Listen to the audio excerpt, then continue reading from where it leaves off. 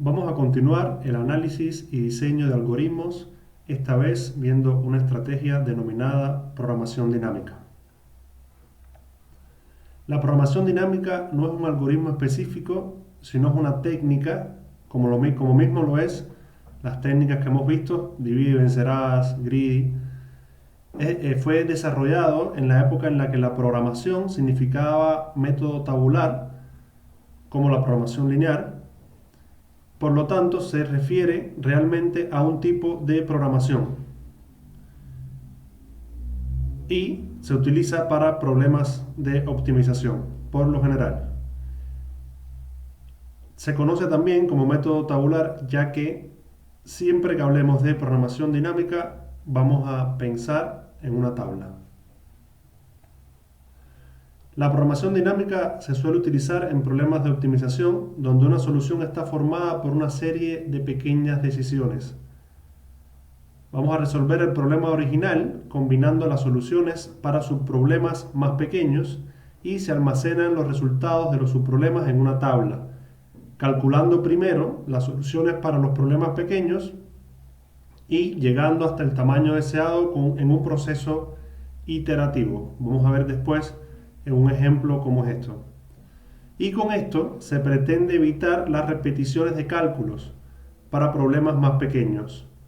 Acá justamente está la eficiencia. ¿Por qué? Porque una vez que vayamos a calcular un problema, ya vamos a tener pequeños subproblemas calculados que nos van a ayudar a resolver ese problema más grande. Aspectos a definir entonces en un algoritmo de programación dinámica tenemos 4. Primero es la ecuación recurrente, que es la que nos va a servir para calcular la solución de los problemas grandes en función de los problemas más pequeños. Segundo, vamos a determinar los casos bases, que van a ser esos pequeños problemas. Vamos a definir la o las tablas utilizadas por el algoritmo y cómo se van a completar estas, y cómo se recompone la solución global a partir de los valores en las tablas. Para analizar el tiempo de ejecución, primero vamos a ver que justamente el tiempo de ejecución depende de las características concretas del problema a resolver. En general será de la forma el tamaño de la tabla por el tiempo de completarla. Un aspecto importante de los algoritmos de programación dinámica es que la tabla para almacenar los resultados parciales puede ocupar mucha memoria, es decir, vamos a tener un costo espacial en este tipo de soluciones.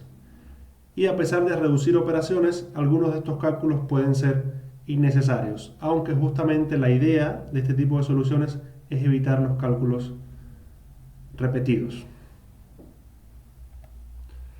Un clásico ejemplo de un algoritmo de programación dinámica es para resolver el problema de Fibonacci.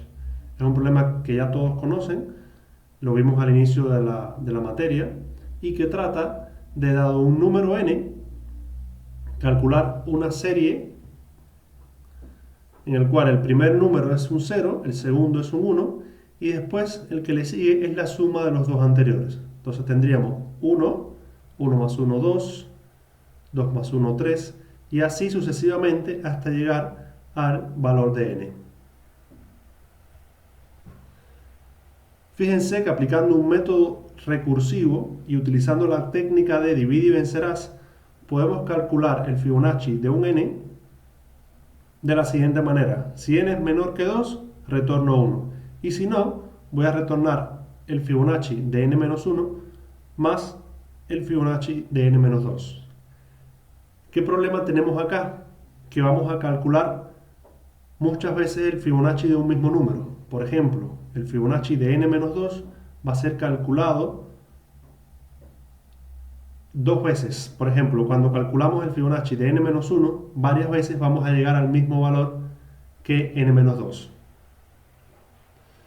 ¿Cómo podemos solucionar esto? Bueno, vamos a calcular los valores de menor a mayor, empezando por el 0 y el 1, y vamos a ir guardando los resultados en una tabla. De esa manera, el que le sigue, con simples accesos a la tabla, vamos a obtener el Fibonacci de un n que queramos calcular. Por ejemplo, tenemos una tabla Los primeros valores van a ser el 0 y el 1. El Fibonacci que le sigue lo vamos a calcular a través de esta posición, menos 2 y menos 1. Bien. Y vamos a poder completar el valor con la suma de ellos dos. 1 en este caso. El que le sigue va a ser la posición en la tabla menos 2 más la posición en la tabla menos 1.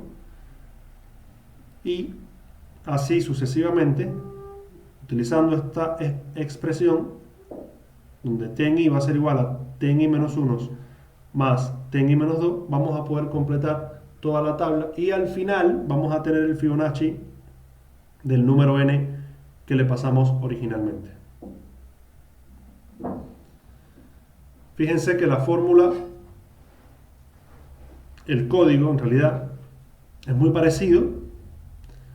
Se utiliza la misma fórmula que en la versión anterior, pero de forma más inteligente, porque no hacemos llamadas recursivas, sino que aplicamos justamente la técnica de programación dinámica para a través de una tabla tener los resultados anteriores y poder llegar al resultado final.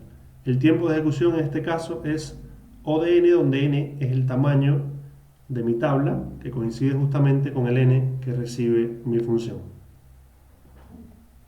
Entonces, utilizando programación dinámica, primeramente definimos el problema en función de problemas más pequeños. Determinamos los valores de los casos base, definimos las tablas necesarias para almacenar los resultados de los subproblemas y establecemos una forma de rellenar las tablas y obtener al final de la tabla el resultado que necesitamos calcular. En otro vídeo vamos a ver un ejemplo más complejo de la utilización de programación dinámica para resolver un problema.